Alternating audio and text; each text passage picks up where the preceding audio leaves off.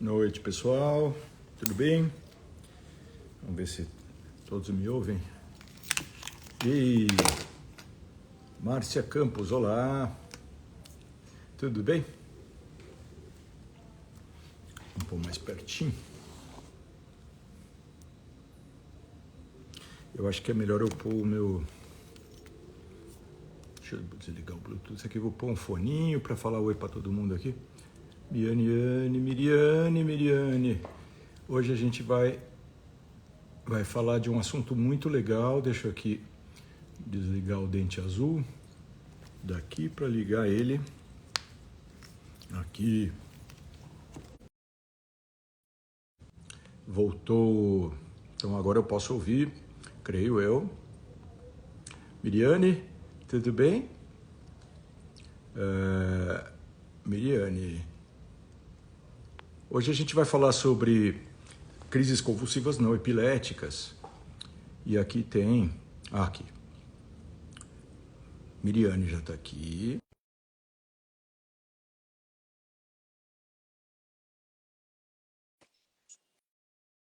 Miriane Moraes. Ela vai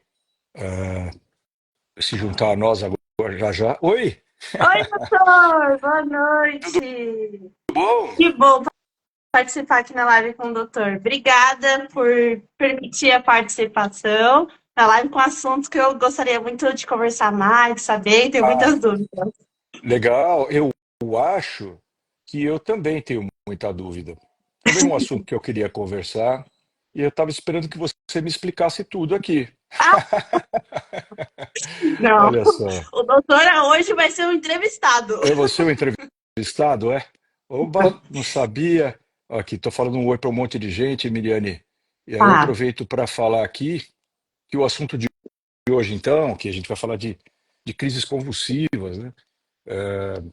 E de várias origens, inclusive a Miriane fez um flyer, aí aparece ali, que nós vamos falar também sobre crises epiléticas, mas crises não epiléticas, crises psicogênicas, que é outra parada, não é? Já a gente vai falar por quê, né? Mas que sim. esse é um assunto que às vezes tem sido colocado de uma maneira um pouco errada, não é nem simplista, errada, na medida em que, por exemplo, existe uma sigla. E quando tem sigla, gente, quando tem sigla, parece que não tem discussão, né? A gente arma uma sigla e lacrou, né? Então existe uma sigla CNEP, KNEP, KNEP. E o problema dessa sigla, não tem nada errado com a sigla, né? Uhum. A sigla, inclusive, muitas vezes ajuda, mas algumas vezes atrapalha, que nem, por exemplo, falar, a pessoa teve um AVC, né? AVC. O que quer dizer AVC? Bom, tem esquema, é um monte de coisa, mas às vezes a sigla não é o todo. Então, CNEP, que quer dizer crise não epilética, ou convulsão não epilética. E aí, legal. Se não tivesse algum P ali no fim, que perturba um pouco, que é o psicogênica. Então, assim, existe a crise não epilética. Agora, quando você põe um nome para ela, psicogênica, então ela tem uma origem específica. Psicogênica, ou seja, ela é originada não no, no hardware, mas deu problema no software. Então, a pessoa não está tendo uma crise epilética, verdade. Mas ela pode estar, por exemplo, simulando uma crise epilética, fazendo pessoas crerem que ela está tendo uma crise epilética. Ou tentando fazer pessoas crerem que tem uma crise epilética. Algumas vezes conseguindo, outras vezes não conseguindo, mas isso pode fazer parte de um distúrbio de comportamento, especialmente, né, se a pessoa é consciente disso. Então, a pessoa consciente de que está fabulando, fabricando uma crise convulsiva, vamos combinar que se é uma coisa recorrente a ponto de se levar a um médico, isso é uma coisa grave. É um aspecto grave. Ninguém nega a gravidade deste problema, muito sério. É um problema, inclusive, médico. É psiquiátrico. Isso existe? Existe. Né? E Doutor, vai, no mínimo, atrair atenções, né? Num ambiente de pronto-socorro, né, Miriane? é, isso da convulsão noiplética do tipo psicogênica, a pessoa ela tem consciência Pois que ela é, tá fazendo. Ela esse é o tem como ponto. é uma coisa assim, que é o corpo dela produz esses movimentos, mas ela não tem consciência, tipo assim, eu estou fazendo isso. Mas sim é como se fosse um extravaso de estresse, de algo psicológico, emocional. Ela não controla. Olha, Como que funciona, né, isso? então, pois é. Bom, né, como que funciona isso? A gente tem uma ideia até razoavelmente profunda, mas mesmo assim é muito difícil de veicular essa informação sem a gente justamente tentar dividir, né, o assunto, porque ele é espinhoso, senão faz essa confusão. Como é que é a coisa? A pessoa tem consciência ou não? Então, eu estava falando aqui, imagina a gravidade de alguém, do ponto de vista comportamental, que tem consciência de que está fabricando aquilo. Tá? Então, imagine isso. A pessoa está fingindo. Né? Isso existe? Existe, existe. E como é que nós vamos diferenciar isso? Esse é o ponto. Porque uma coisa é que a crise é psicogênica. Outra coisa é se a pessoa é consciente disso ou não. Quando eu Uhum. falo consciente, não quero dizer de perdeu a consciência de verdade, né? Mas necessariamente se a pessoa, ela mesma, ela é volitiva, ela fala vou, enfim, também pode acontecer o quê? E ser grave também, o ganho inconsciente. Então, uma pessoa não planeja, porém, certos cliques do ambiente, de certos personagens na vida dessa pessoa, podem desencadear, segundo o que um neurologista aí do passado, um tal de Freud, né, falou, ele era neurologista. E desmaios, perdas de consciência, era muito da prática dos neurologistas naquela época, sob a égide do Charcot. O Charcot era o pai desses neurologistas todos na França, e realmente muito do pensamento raiz da neurologia vem daí. Então, Freud era ligadão no Charcot. E o Charcot dizia: olha, existe, né, gente que finge desmaiar. E que, no caso, esse fingir, ele pode ser, primeiro, um embuste. Aí isso daí era o indivíduo perverso que estava enganando as pessoas. Agora, uma outra coisa que ele chamava de neurose, né? O Charcot, ele falava assim, a pessoa não tem consciência, ela não está fazendo isso de propósito, mas estão acontecendo coisas, que estão lembrando coisas, e aí o Freud pegou isso daí lindamente e trouxe, inclusive até, né, de alguma maneira, uma técnica para trazer a consciência dessas pessoas, né? Inclusive Interessante. usava hipnose, usava ópio, né? O Freud é um advogado do ópio. Advogado que eu quero dizer, ele advogava, né, que todo mundo tinha que usar. Usava cocaína, usava um monte de coisa. Então, aí, você vê, essa é a construção, Miriane. Então, na tua É, dúvida, você fala assim, a pessoa está pensando, então, olha só, ela pode estar pensando e planejando, e nesse ponto também é algo que faz mal, não só para ela como para as pessoas que a atendem e tudo mais, mas ela pode estar tendo um ganho psicológico, atenção, né? E aí nesse ponto ser consciente, eu quero atenção. Então você chega no pronto-socorro e pode estar querendo atenção, mas gente, isto não é maioria. tá. Esse é um ponto, um, um parênteses aqui que eu quero fazer nesse momento, porque eh, sou médico e tal, e participei da formação, inclusive, de muitos colegas e tal, e vejo o quão presente é no imaginário do médico, e esse é um ponto central, Miriane, você me ajude até nisso.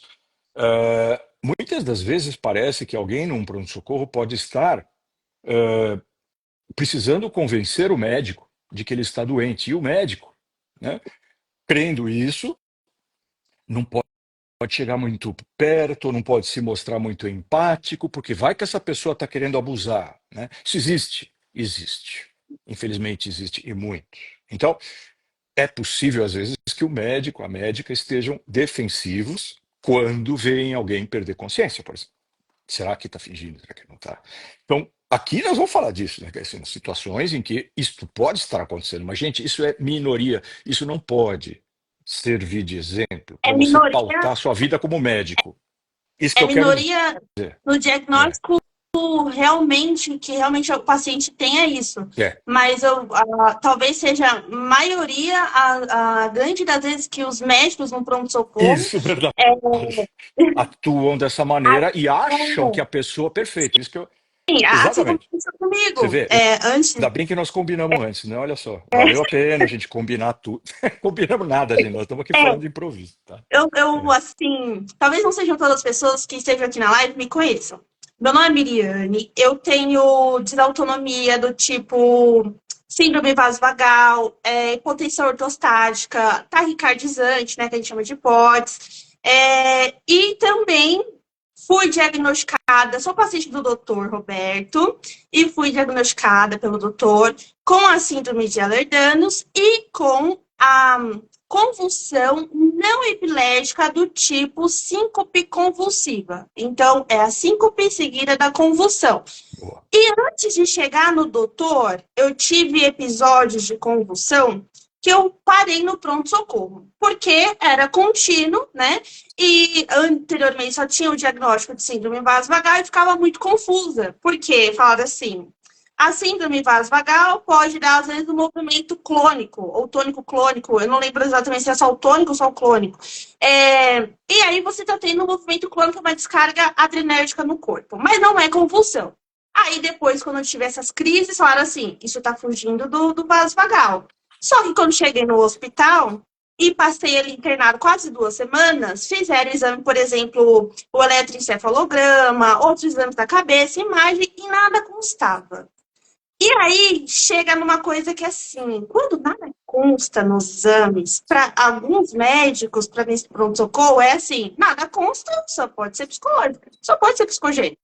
E eu Perfeito. saí com esse resultado. Só que, como eu sou muito curiosa, eu gosto de entender o que realmente está acontecendo comigo, porque eu penso assim, né? O sopro de vida é só meu, assim como de cada um aqui, o sopro de vida é só seu. Você tem que ter interesse no que acontece com você. E aí, eu tenho interesse pesquisando, eu falei, não, acho que não tá batendo. Porque até mesmo lá no hospital, internada, passa psicólogo, psiquiatra, Sim. e eles conversando comigo, falou assim, olha, Miriane, assim, pelo que eu tô analisando em você, realmente talvez a ansiedade, o estresse realmente pode levar a um gatilho, assim, né, da pessoa passar mal, pressão, ter a convulsão, mas não parece que seja isso. Observando você, não parece. Então, acho que vale a pena também procurar outro médico e tal. Falei, ótimo, é isso que eu vou fazer. E eu fui até o doutor Roberto, né? Eu falei, pesquisei, vi que o doutor é um médico dedicado aos pacientes com essas condições e que tem muitos relatos positivos. E eu sou agora uma prova de relato positivo. Porque saí já do doutor, assim, a gente conversando, e pouco tempo o doutor falou assim, isso é uma convulsão, sim. Não é uma coisa que você está criando, nem nada. É uma convulsão. Só que não é epilético e é do tipo síncope convulsiva. Só que assim, parecia uma coisa tão clara que parecia que não existia isso para os outros médicos. No hospital, e eu vejo assim o relato das pessoas, porque nas minhas redes sociais eu compartilho o meu dia a dia com essas condições e faço vídeos informativos também para conscientizar mais pessoas sobre um assunto mais conhecido por outras pessoas e para ajudar quem já lida com isso. E em extensão tem um grupo chamado Descomplicando. Descomplicando a desautonomia, síndrome de ativação societária, Ehlers-Danlos e assim relacionados. E lá as pessoas relatam muito sobre isso, que chega lá nos pronto-socorro e é sempre psicológico. Só psicológico. E sai sem nada. Então, por isso a importância também da gente estar indo em bons médicos que realmente são dedicados a essas condições, por exemplo, como o Dr. Roberto. Porque muda muita coisa. O seu tratamento vai ser direcionado realmente para um diagnóstico mais certeiro, assim, mais chance de você ter uma grande melhora. E, doutor, Sim. assim, uma grande dúvida que fica, não só minha, mas de grande parte das pessoas que tem, é a gente entender quais as principais diferenças, o que é basicamente a psicogênica, que o doutor já explicou, acho que já deu para entender bem. Agora, a mioclonia Os espasmos é o quê? É uma coisa à parte? É a mioclonia? É convulsão também? Tá dentro da convulsão? E o que que é a convulsão epilética? E a não epilética inclui a psicogênica, a não epilética. Mas aí vamos deixar um pouquinho a parte da É, psicogênica. na verdade, assim, né, é importante, por exemplo, é isso que você colocou por último aqui agora, que faz a gente dar o pulo, né? Agora, para explicar essa história tanto da mioclonia, né, como das crises epiléticas. Mas o ponto importante é dizer assim, que não é porque ela não é epilética, como você ressaltou aqui, né, que é psicogênica. Inclusive, é raro crise psicogênica. Você comprovar crise psicogênica. O que não é raro, e você tem toda a razão, é errar. Achar que por não achar nada no eletro, não achar nada numa ressonância, não ter sido eventualmente testemunhado, né, já cai naquele rol dos que eu acho que ela está querendo atenção. E quando eu voltei para Charcot, né, era exatamente o ponto assim de que era preciso pôr um ponto final nessa questão de estar fingindo ou não estar fingindo, né? Mas, no entanto, colocado esse ponto final em 1800 e pouquinho, pensa que isso não perdura até hoje. E assim, 30 Sim, e trololó anos da minha vida eu me dediquei ao pronto-socorro do Hospital das Clínicas. Eu posso dizer que vi meu quinhão de crises convulsivas, não epiléticas, psicogênicas. Vi. É possível reconhecer. Agora, o que é muito importante é você ali, médico, neurologista, última linha, a pessoa chegou convulsionando para você. É você quem tem que falar se está tendo ou não está tendo. Então, esses pontos todos, né, fazem da gente um instrumento importante desde que você esteja lá presente. Mas eu não vi, assim, toda a minha vida assim, de plantonista e de formador de plantonistas e de residência, etc., que a gente acaba sendo, né?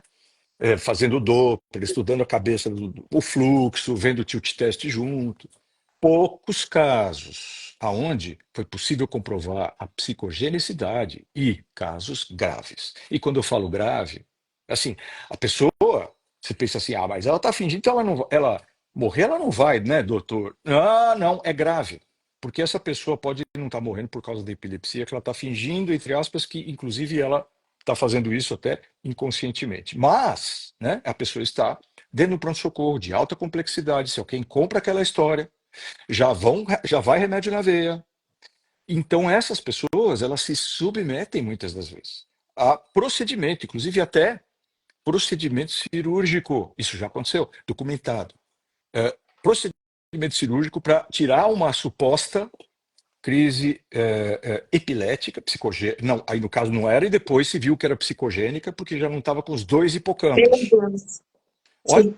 a gravidade potencial. Eu testemunhei, gente, a minha experiência não é pequenininha, não, mas essa daí eu lembro, olha, é uma paciente que volta e meia me vem à mente porque era uma enfermeira, esperta pra chuchu, muito inteligente, inteligentíssima.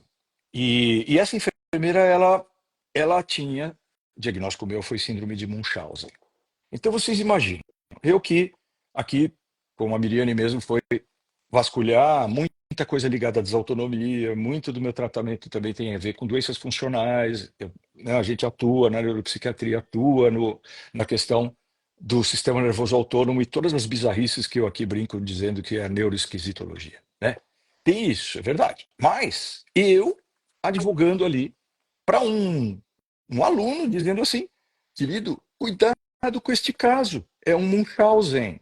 Vocês estão comprando a ideia de que é físico e ela é boa nisso, cuidado. Olha só a situação. Mas pude comprovar. Veja, chegava a uma situação, por exemplo, de ser levada a um pronto-socorro do hospital. Então, a pessoa está passando mal em casa, fazendo o teatro que a gente conhecia. Aí pegou, chamou a ambulância, vamos levar para o Einstein. Tá. Posteriormente, né, filmado, que durante o caminho, a pessoa ela estava colocando fezes dela na cistostomia. O que era uma cistostomia? Ela tinha conseguido convencer uma urologista de que ela tinha uma obstrução urinária e infecções urinárias que ela mesma perpetrava pela urina, né? Aí fez uma cistostomia para tentar tratar, porque não parava de ter infecção urinária. E aí ela colocando fezes pela cistostomia. Então, gente, olha a gravidade de um quadro desse. Isso é síndrome de Munchausen, é um capítulo à parte. O Munchausen é o barão de Munchausen, aquele que é identificado na literatura, um personagem histórico, né? De um barão que inventava um monte de coisas, né? Mas inventava e inventava bem. Esse é o ponto. Isso é minoria, isso é raro. Então, aí, na pergunta preciosa da Miriane, aliás, gente, que show, né? Putz, ela colocou, resumiu um pouquinho e deu para mostrar assim, a importância do que a gente está falando aqui hoje, né? Para tanta gente, como potencialmente isso é tão importante. Mas aí você vê, vai para o lado de que assim, ok, então não é a pessoa que está produzindo, consciente ou inconscientemente, então pode haver crise convulsiva não psicogênica e não epilética? Sim, Liane, estamos aqui para falar delas, que no caso parece que foram esquecidas. Não está certo que eu seja assim procurado numa internet. Alguém tem que ser arrancado da internet para tratar uma situação como a da Miriam. E aí você vê, sim, epilepsia é um assunto super importante. Epileptologia, a gente até usa esse termo, né? Epileptologia, porque tem vastos conhecimentos aplicados nessa hora, mas isso nós estamos falando de epilepsia, que, ou seja, a crise nasceu no cérebro por um fenômeno irritativo, infeccioso, por trauma, por N possibilidades, inclusive até autoimunológicas. Aliás, o nosso cérebro é a prova dele mesmo, né, de como é possível produzir epilepsia em quem tem cérebro. Se você tem cérebro, analise bem isso. Vai olhar lá, vê se você tem cérebro mesmo. Se tiver, você pode ter uma crise epilética. Epilética, tá. Agora, por que treme? Por que treme assim? Por que treme assado? Isto é epilético? Não, não necessariamente. Ah, então pode ser o quê? A pessoa está fabricando? Agora vem esse ponto que nós vamos falar, né? A pessoa está fabricando. Como é que é isso, né?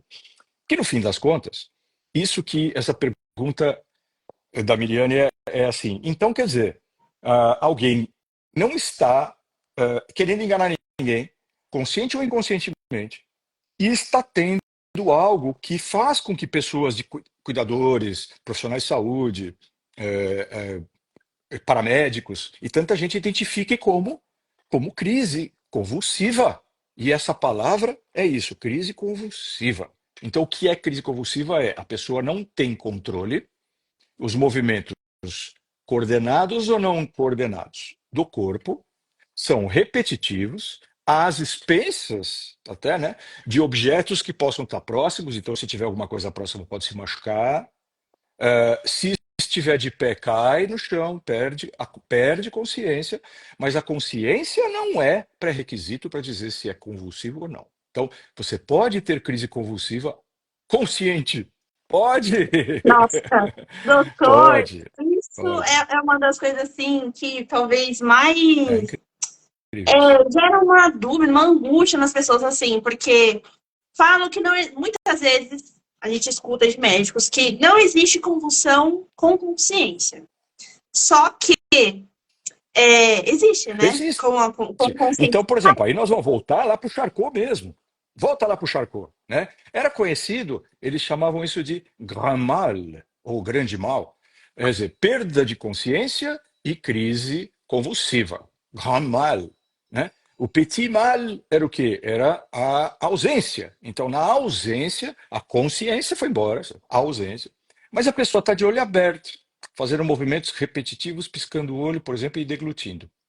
E aí, se você for perguntar, ela estava ausente naquele momento. Ela estava ali, sentada, eventualmente. Ele chamava petit mal, né? O pequeno mal, ou crise, atualmente chamada crise de ausência. Entretanto, né, dois indivíduos, Bravet e Jackson, né, os dois descreveram as chamadas crises Bravet-Jacksonianas, né, que são crises com o indivíduo acordado, né, então a pessoa está acordada, mas ela tem, por exemplo, um tumor, um meningioma, ou algum outro tipo de tumor, até maligno, eventualmente, ou até, pode ser outra coisa, mas que estivesse acontecendo, por exemplo, no lobo temporoparietal, região temporoparietal, do lado esquerdo. O que essa pessoa poderia ter, por exemplo? Manifestações convulsivas, mas não necessariamente por causa da região, envolvendo a consciência, então não envolvendo desenvolveu a consciência e a pessoa começa a olhar seu braço e ele começa a fazer assim. A crise Bravais-Jacksoniana, ela faz mais ou menos isso aqui. A pessoa começa a ter isso aqui e aí ela pode ter a crise focal sem perda de consciência, ou pode haver a progressão para a perda de consciência, aí ela generalizou. Então, olha como é importante esse termo. Crise convulsiva, tônico-clônico não, tanto faz. Crise convulsiva generalizada quer dizer que a pessoa perdeu a consciência. Tá. Se já começou com a pessoa perdendo consciência, então primariamente generalizada. Se Doutor, a pessoa não perdeu a consciência, crise parcial. Vamos lá, você ia fazer uma pergunta, porque depois tem mais para falar aí disso aí. a crise parcial, então, o nome, né? Eu tô anotando aqui algumas Crise coisas. parcial. É, Antigamente chamada de crise focal, tá? Antigamente se falava focal. isso. Crise focal, né? Porque, por exemplo, no meu caso, acho que eu até cheguei a comentar com o doutor, né? Que muitas vezes parece que meu cérebro tá meia fase. Sabe quando acaba a luz e fica meia fase, algumas coisas funcionam, algumas Ah, coisas não sei. funcionam? Acontece muito isso por aqui, onde eu moro. Aí Sim, sim. eu falo assim, Problema de fase. É. parece que meu cérebro tá meia fase. Porque muitas vezes eu convulsiono, mas às vezes eu escuto algumas Hum, coisas acontecendo ao redor. Se mexer em mim, às vezes eu sinto, mas eu não tenho uhum. controle nenhum do meu corpo. Então você Nenhum, nenhum. descreveu a perda parcial da consciência. Você acabou de É, descrever. Ou e seja, por que o nome parcial é melhor do que focal? Exatamente por isso que você falou. Porque usar o termo parcial significa, por exemplo, a pessoa que tem uma crise Bravais-Jacksoniana, como eu falei, ela está consciente, vendo o braço se mexer, mas não consegue, através da sua consciência, inibir o processo. Então certo. é parcial também. Até o ponto onde também você descreveu agora, onde você, se falarem, eventualmente você lembra depois, a consciência tua depois vai recoletar que você Mas estava fica presente confuso. naquela hora ouvindo, É, mas não conseguia se controlar.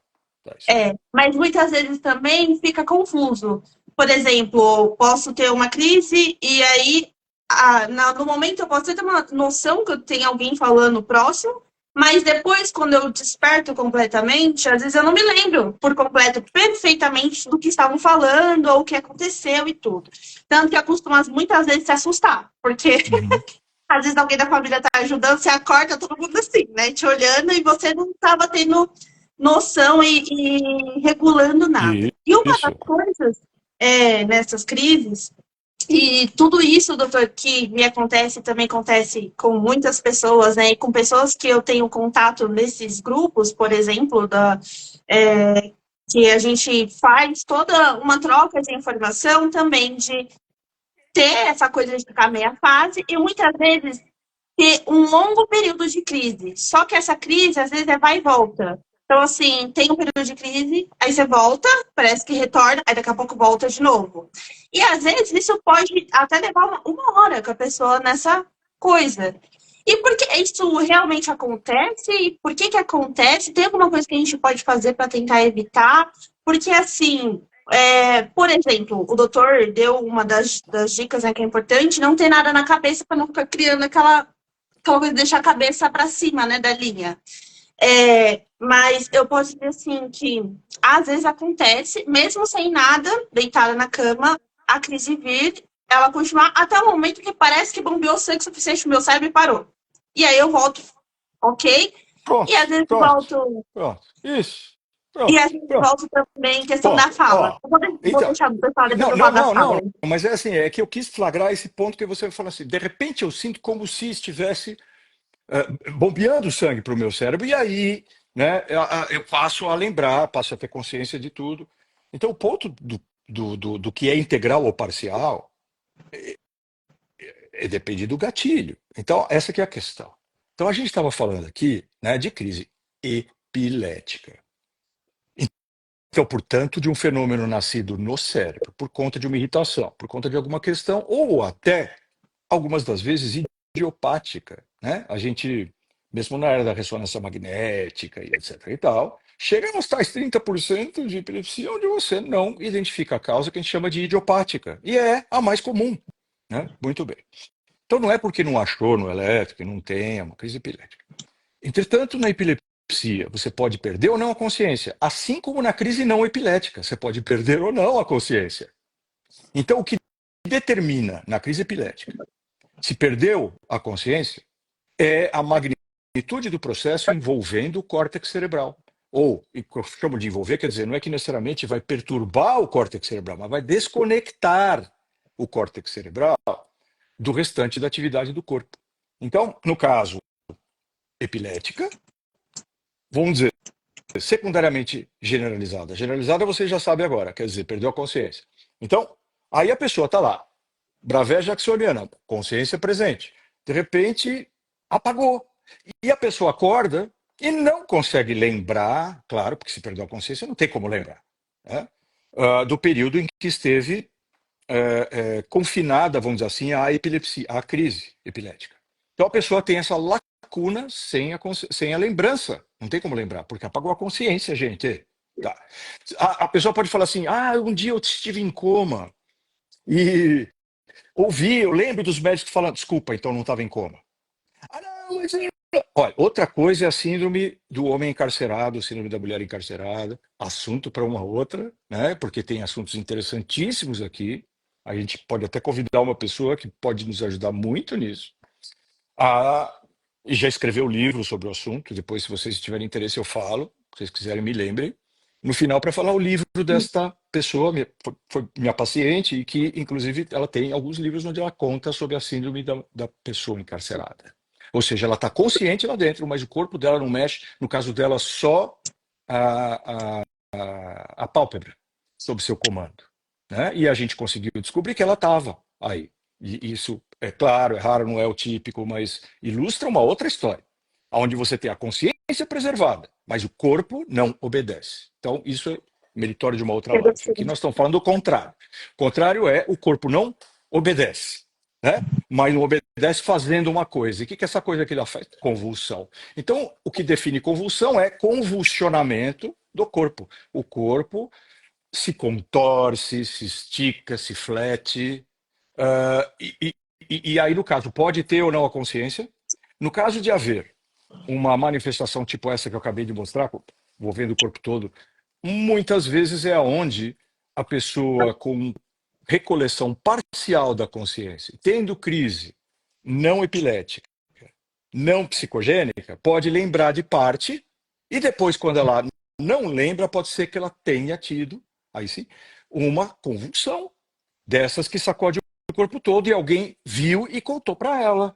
Mas ela mesma não participa dessa consciência. Então, quer dizer, não é para achar que a pessoa está mangando a gente, fazendo um monte de coisa, e abrir o olho dela e falar: olha, você está me contando. Jogar vinagre na cara. Mas Não façam isso. Eu já a vi gente cada uma, você que não tem faz, ideia. é, é, Faz. É. a gente coloca o cordão de girassol, né? A gente faz aquele Sim. cartão e aí tem muitas vezes o QR Code e um dos avisos, por exemplo, que eu coloco no meu é o que não fazer na hora de desmaio. Por quê? Muitas coisas em filme, desenho, o pessoal vê e acha que tem que fazer. Por exemplo, tacar água na cara, bater, dar álcool para cheirar, o que for, que inventa. E eu falo, gente, tem que pôr, porque é tão perigoso que às vezes o perigo que você não estava acontecendo com você, você vai passar a ter. É. Porque vai que dá um afogamento realmente da pessoa bronca aspirar, porque tá com água. E eu fico, gente, tem que ter os avisos, porque, assim, não é culpa das pessoas, as pessoas não são obrigadas, mas é importante a gente ter esse aviso para não correr esse perigo, né? De às vezes acontecer na rua. Doutor, isso da gente não ter consciência, né? No momento da crise, os movimentos os movimentos, eles podem ser parcial, pode ser total, e o dos Então, olhos, os movimentos isso, dos dos olhos. olhos, isso. Aí nós vamos entrar no como reconhecer, né? Que trata-se de uma crise não epilética, né? E no caso, como reconhecer a epilética. E também, né, aproveitando o gancho, né, assim, do que... Então, afinal, né, quer dizer, uma pessoa pode ter convulsão.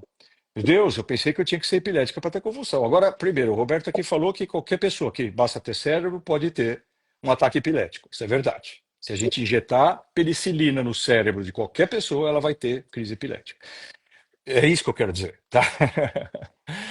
Entretanto, existe uma coisa, né, que faz com que você tenha crise convulsiva e não tenha um dano no seu cérebro, mas isso acontece intermediado por reações que estão ali não não dependentes de consciência, mas sim dependentes de uma integralidade de estruturas neurais. Ou seja, se alguém está tendo isto aqui, é porque tem conexão, né, de cérebro com músculo, tá? Mas não da parte consciente neste caso. Então, o que está movendo esse sacudir, que não é epilético, não é psicogênico. Então, por que bizarrice é essa que acontece com o corpo sacudir? Ah, não fosse o fato de você sacudir poder levar sangue para um cérebro, eu concordo com você que não teria nenhuma serventia, seria uma coisa bem estúpida, né? Porque até os animais não, gente, vocês sabem que eu amo os animais. Mas assim, por exemplo, cachorro, muita gente já viu cachorro fingir de morto, né? Se a gente for entrevistar o cachorro ali, né, depois, o cachorro não vai falar eu estava me fingindo de morto, né?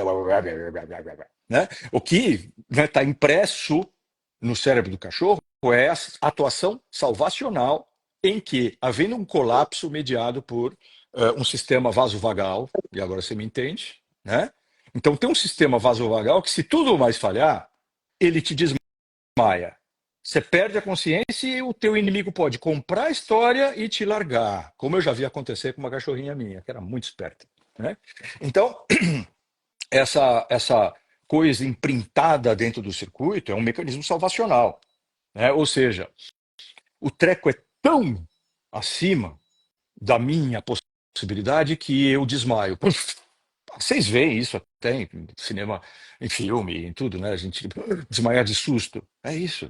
Reflexo vasovagal, amoleceu, acabou. Blum, desmaiou. Isso, perdeu a consciência, perdeu a consciência. Tá. Agora, tem um outro mecanismo salvacional que você triscou aqui, quando você falou, Miriane, sobre a descarga adrenérgica. Então, eu falei agora de uma situação em que, mediado pelo sistema vasovagal, uma tempestade vasovagal vai produzir o cachorrinho desmaia, vai produzir a pessoa colapsa, né? Colapsa, inclusive, muitas vezes com o esfíncter liberado, tá? Colapsa, se urina e se defeca, né? Tudo isso pode acontecer. Muito bem. Mas por causa do quê? Um choque emocional, de repente vem um baita disco voador. O disco voador não me faria desmaiar, mas assim, eu ia achar legal, ia querer ir na janelinha. Mas vamos dizer que dá aquele susto, você, antes de pensar, você entrou em colapso. Perdeu consciência, perdeu consciência. Mas tem um outro mecanismo que não é vasovagal. E esse mecanismo, ele é um mecanismo salvacional também. Ele vai sacudir teu corpo. Você não está com consciência.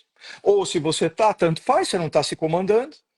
Mas é uma situação em que não tem sangue para todo mundo. Então o coração está batendo muito fracamente, ou o coração está batendo muito lentamente, ou, né, a pressão com a qual o coração está trabalhando não é suficiente para irrigar o cérebro. Porém, você usou um termo muito legal que é esse meia tensão, né? Fase, meia fase, que é quando, vamos dizer assim, uma lâmpada, ela não está acesa como ela deveria estar, né? Mas também não está apagada como deveria estar, está passando corrente. Uhum. Mas não é 110, não é 220, ela não é suficiente para fazer um aparelho funcionar direitinho e ela é até perigosa, porque ela deve estar o quê? Aí vem o ponto. Mostrando que não tem energia para todo mundo, que você tem que chamar um eletricista, Enel, sei que não adianta, mas eletricista, para e ver se o que está acontecendo, né? Porque você vai checar. Pra ele Acabou a não luz para funciona, lá, pra acabou a ele vai luz para desmaiar. cá. Exatamente, aí você vai ver. Aí a Enel pergunta para você: é todos os cômodos? A resposta da Miriane: não, não são todos os cômodos. Tem uns cômodos que eu É, estou ouvindo, né? Então aí a Enel vai falar: opa, aí o diagnóstico dela está certo. É, fase, né? Tá no meio, aquela coisa da fase. Eu não sei também como é que fala, que eu não sou eletricista, mas é mais ou menos isso. Você mantém parte do corpo funcionando. Tá. sim. Quando isso acontece, existem pessoas que têm o gatilho de criar. Todo mundo pode ter isso daí, tá? Alguns têm com mais facilidade, outros com menos. Alguns só quando perdem consciência e outros com consciência preservada, o que faz o trabalho ficar maior até às vezes para a pessoa, porque a pessoa vai ser confundida com alguém que está querendo inventar. Ah, não existe vamos dizer assim, vai epilepsia, ataque, crise convulsiva, e a pessoa está consciente. Desculpa, então volta lá para a neurologia do terceiro ano da faculdade, que a gente explica isso lá naquela aula. Então, sim, existe, já explicamos aqui. Agora, para que serve isso? Sacudir alguém que está com uma pressão tão baixa a ponto de perder a consciência, total ou parcialmente. Então, síncope é quando perdeu completamente a consciência. Né? Agora, pré-síncope ou lipotímia, a pessoa pode ter uma perda transitória ou até repetitivamente transitória em horas. Ficar ali naquela parada enquanto não acontece o quê? Enquanto não acontece de melhorar o fluxo sanguíneo cerebral. E aí é que eu falo, né? Puxa, mas então, o que a gente precisa fazer nessa hora? Às vezes que a gente nem sabe, né? Se a pessoa é epilética, não é epilética e tal, algumas medidas a gente sempre toma. Uma delas que eu sempre falei aqui, não vai tentar me pegar a língua do paciente. Né? Não faça isso, porque a língua, quando enrola, ela já vai desenrolar. Isso é um processo que vai acontecer naturalmente com a pessoa que está tendo crise epilética. Então, nada vai melhorar se você ficar tentando tirar no C, que a pessoa engoliu erradamente ali uma dentadura, uma coisa desse gênero. Aí não é Mas você que vai pôr a mão, mas pelo menos não vai arrancar teu dedo. o Essa dentadura estiver pessoal lá acha, dentro. tem uma lenda, né, na verdade, que a pessoa vai engolir a língua, mas não existe isso de engolir a Não língua. Se você meteu existe, o dedo não na boca da pessoa, existe. disfarçar, você perdeu o dedo. Não existe isso, Exatamente, não existe. exatamente. É Então, isso só é muito importante, né? Muito. É que nem, assim, às vezes, aeromoças geralmente são devem ser pessoas muito persuasivas, né? Porque você vai ensinar um monte de topeira, coisas que da qual a vida dessas topeiras vai depender, né? Então, às vezes eu sinto a necessidade de ter uma aeromoça dentro de mim para explicar para as pessoas, né? Assim, que não, não é porque está se debatendo que é epilepsia e muito menos é para você ir lá e dar uma de falso herói e tentar desenrolar a língua da pessoa. Isso não existe. Mas realmente você pode perder o dedo. E eu já vi isso acontecer. Tá? Paciente que perdeu o dedo, Gi, já vi. Paciente não, ele virou paciente depois, mas veio trazendo paciente, e veio o paciente meu acordado, paciente. o paciente acordado na ambulância e o cara com o dedo pendurado. Sim, se sentindo um herói. Pô, os caras vão ver que, nossa, quem sabe eu não sou contratado, né? Não, coitado. A gente fala, meu Deus, não faça uma coisa dessa. Agora, outra coisa, esfregar Pro álcool no movimento, peito. não Esfregar algo no tem. peito. Uma outra que eu vou falar aqui para vocês, ver se vocês lembram pictoricamente dessa cena. Essa eu estava no quinto ano da faculdade, e aí tinha um povo que estava de plantão, não era da minha panela, era uma outra panela, estavam de plantão, e eu estava na urologia, se eu não me engano. E aí correu a lenda rápido, que chegou um cara, um armário trazido pela Rota. A Rota existia, como é que chamava? Ronda Ostensiva Tadeu de Aguiar. Isso, Rota. E a Rota, no tempo da ditadura, e a Rota trazia de vez em quando os brindezinhos lá para o Hospital das Clínicas, né? Trazia. E um belo dia desses veio lá um armário. O cara era um armário, mas daqueles embutido, né, de parede de igreja. O cara enorme, Grandão. enorme, enorme, enorme. Ele veio trazer uma maca só para pouco, eu lembro dessa cena. E aí é, ele estava desmaiado. Só que ele veio trazido por um monte de policiais. A rota geralmente eram cinco, no mínimo, 5 a 7 policiais dentro de uma veraneio, né? Então, aí os pessoal pega o cara é pesado, vários, puseram na maca e trouxeram para nós. E aí, né, um dos internos, que era então não era era da minha turma, mas não era da minha panela, ele foi acordar o cidadão e o cidadão não acordava. E aí ele deu um tapinha aqui, o cidadão não acordou. O cidadão não acordou. Aí ele lembrou, né, que tem um negócio ali no armário que chamava flor, como é que era? Flor de flor de maracujá, acho que era isso, flor de maracujá. Aquilo era amônia junto com pinga, junto com fumo de corda, sei lá, era um negócio que fedia tanto, né? E que a gente estampava aquilo e punha, ofertava ao olfato do cidadão. E ao fazer isto, o cara virou. Aí o colega falou, Aí ele foi lá e fez do outro lado. O cara virou pro outro lado. Na terceira, o cara levanta. Assim, o fulano que fez isso, ele desmaiou, plá, né? Aí atrás dele já estava um amigo dele, que era metade dele, era um dos caras mais baixinhos da turma, com uma girafa na mão de soro, aquela girafa de soro pendurada, falando: vem, vem. Essa foi a cena que eu vi, tá? Os policiais tudo tentando pegar o cara. Então não façam isso, tá? Não façam isso. Mas eu estava dizendo que justamente ao sacudir, você pode estar criando uma situação do sangue finalmente melhorar e aí o paciente acordar. Então, quer dizer, uma convulsão não epilética, não psicogênica, ela está tentando acordar o cidadão que deve estar em choque ou com o fluxo sanguíneo baixo. E por isso eu expliquei para Miriane, se puder escrever, a gente até fez, né? Uma coisa para dizer assim, não fletira a cabeça, porque é o que primeira coisa que vai fazer o paciente ter crise convulsiva, fletir a cabeça dele. Ah, vou colocar um travesseiro. Não, para quê? Você quer que ele acorde. Se puser um travesseiro, vai ser mais difícil acordar. Olha só. Mesmo na nuca, eu não estou falando que travesseiro na cara, tá? Mas eu digo, na nuca, você põe um travesseiro na nuca do paciente. Ah, é porque para não se machucar, você pode estar evitando ele de acordar, porque se não for uma crise epilética, tá? Então, neste caso, deitar no chão o paciente, e aí fazer manobras, se o paciente permitir, por exemplo, se não tiver hipertônico, né, não tiver esticado, tentar fazer aquela manobrinha de jogador de futebol quando leva a bolada nos Países Baixos, né? Funciona também, mas em geral é colocar a cabeça do indivíduo um pouco abaixo do nível do corpo. Esse é o Ajudar, ideal. Porque né? aí a pessoa vai acordar e não vai precisar que uma convulsão a acorde. Só é importante lembrar que essa convulsão é uma convulsão, sim. Miriane está certíssima. É uma convulsão. Não é ela que está fazendo volitivamente, verdade. É uma estrutura salvacional do corpo dela que está sacudindo. E todos nós somos equipados com isso. Então, ficar falando mal, julgando errado essas pessoas, existe uma coisa chamada karma, né? Ou praga de neurologista, né? Que você pode passar por isso. Tá? É, é interessante porque é um efeito instintivo do nosso corpo, Sim. né?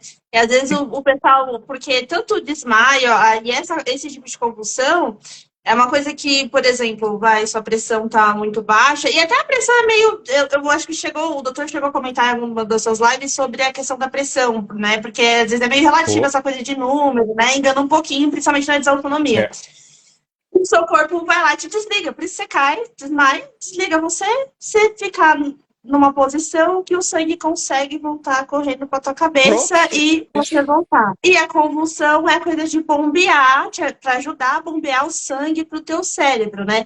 E isso é muito interessante no nosso corpo, é instintivo, é É muito legal. Eu acho muito interessante. salvacional. É Opa, você tem que ser equipado salvacional. com isso. Tem que ser equipado com isso. Nosso Agora, corpo veja só, sabe. essas coisas salvacionais, né, eu não estou aqui para discutir arquitetura, mas o designer, né, é- é- ele pôs uma coisa salvacional, assim, que é um negócio que, por exemplo, como toda coisa salvacional, vai ser muito difícil isso deixar de acontecer. Toda vez Sim. que acontecerem condições necessárias e suficientes para ficar essa sobretensão ou subtensão, né? Promovendo consciência parcial e controle parcial sobre o corpo, né? Se repetem, se as condições necessárias e suficientes se repetem, o cérebro vai ter de novo. Né? Entretanto, é aquela história, cada vez mais vai ficar mais fácil de acontecer isso. Olha só, porque o cérebro vai aprendendo a cortar caminho. Né? Eu Isso tinha é uma muito cachorra que interessante. ela sacou rapidinho que toda vez que a gente descia numa outra rua, a gente ia até o fim daquela rua para voltar. Aí no que a gente chegava andando com ela, no meio daquela rua, ela já parava e ficava olhando assim. Eu sei que vocês vão voltar porque vocês estão me chamando, né? Então o cérebro faz isso. Ou seja, começa a acontecer de cair a pressão e a pessoa que não tratou, ainda não tem esse tratamento, não fez esse diagnóstico, etc., começa a apresentar cada vez mais facilmente uma crise convulsiva, com consciência preservada, com a pressão começando a cair. É o Né? que acontece comigo. Pronto, e aí dificultando mais ainda, porém, aquela questão.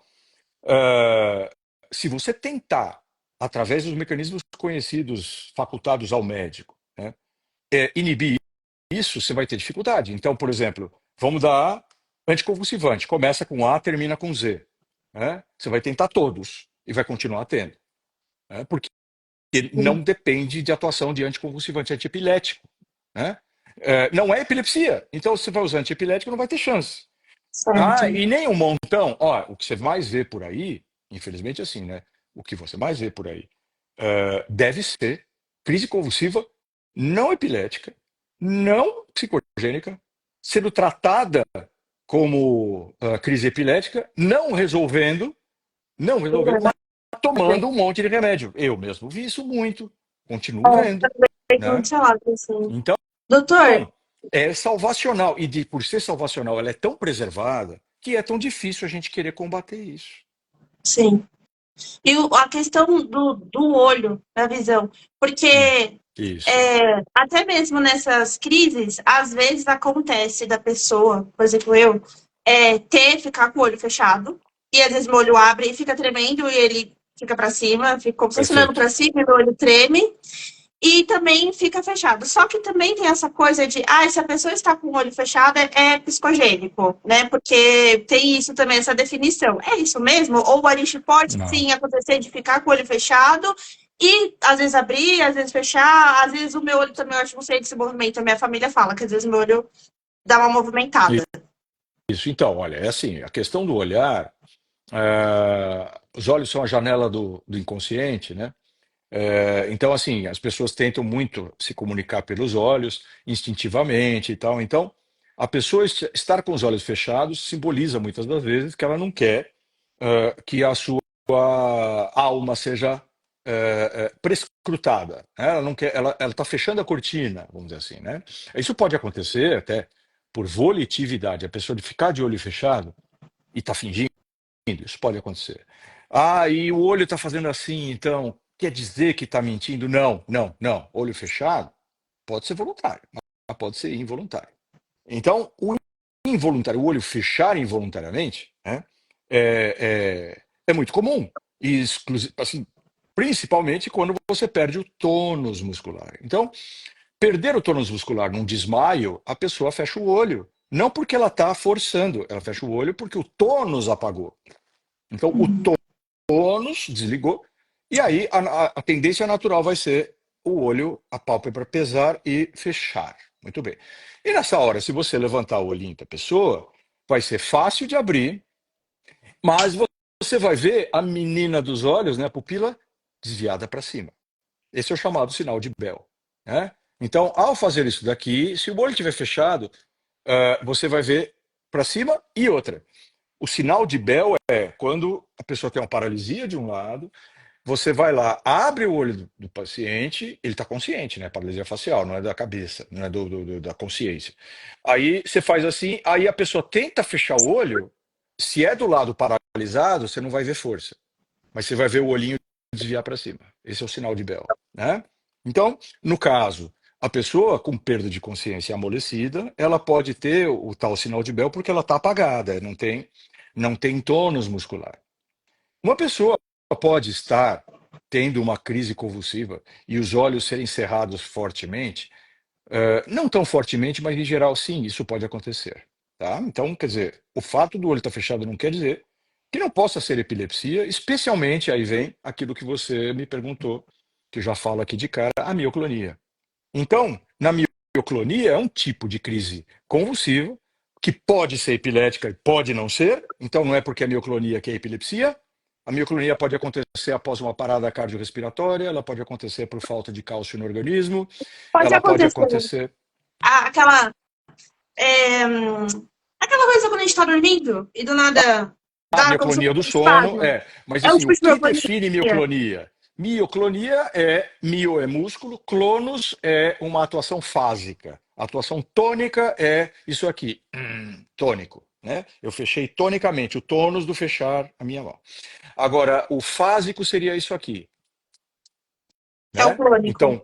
Então, isso. Aí o fásico é isso. E você, então, quando tem isso aqui, é tônico, clônico. Aí você tem o movimento de sacudir. Então você tem o aumento do tônus, mas você tem o sacudimento que acontece em sacudidas mesmo. Ou seja, clonismo, tônico clônico. Generalizada, quer dizer, o corpo todo, perdendo consciência. É isso. Aí no caso da mioclonia do sono, é a mesma coisa que a mioclonia de qualquer outro jeito, porque a gente vai chamar de mioclonia, que quer dizer o quê? Músculo que contrai fasicamente. Tá.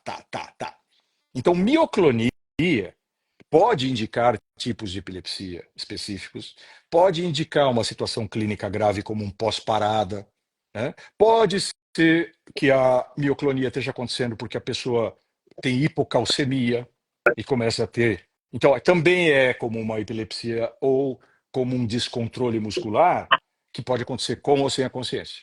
Então, A mioclonia miofonia, então, é geralmente muito rápida, também tem essa. mas Mas, quando ela é um acontece, tipo de geralmente ela, convulsão? bum, né? Ela é uma Ela convulsão, né? é uma convulsão, a mioconia. Sim, é uma convulsão. Ela é uma convulsão porque ela sacode, né? Agora, ela sacode músculo, ela não sacode osso, né? Ah, é só Ela vai sacudir músculo. osso quando, por exemplo, a bioclonia acontece, como, por exemplo, nas doenças mitocondriais, acontece em músculos proximais. Então, de repente, aqui começa a ter uma mioclonia, você vê o braço do paciente fazendo algo, mas em geral é muito mais o músculo. E é um tipo de contração fásica mioclônica que é tão rápida que não dá tempo, né, do movimento ser amplo, né? Então essa é a diferença, a Ótimo. mioclonia Agora para um está lado ou muito para o bem outro, né? esclarecido. Isso. E aí, por fim, a questão dos olhos, né?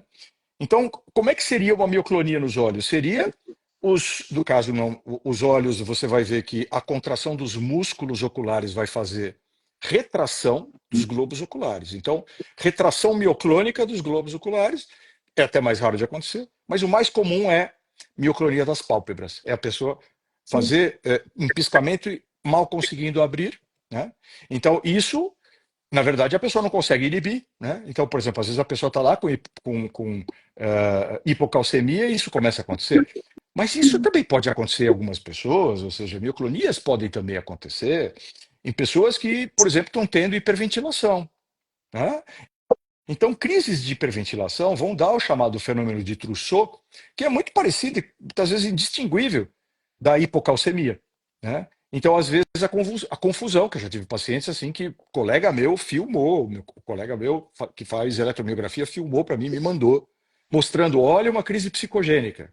Aí eu olho e vejo um Ehlers-Danlos, né? Por quê? Qual foi a diferença? Né?